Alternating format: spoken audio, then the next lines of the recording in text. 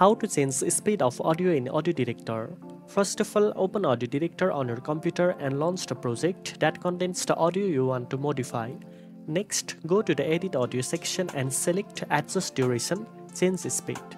This tool allows you to increase or decrease the speed of your audio without affecting its pitch, making it perfect for voiceovers, music tracks, and other recordings. To change the speed, move the slider to the right to make your audio faster or to the left to slow it down. You can also enter a specific value for precise adjustments.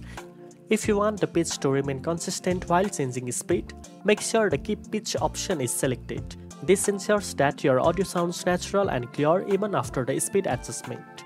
After you are satisfied with the speed changes, click Apply to save the adjustments to your project.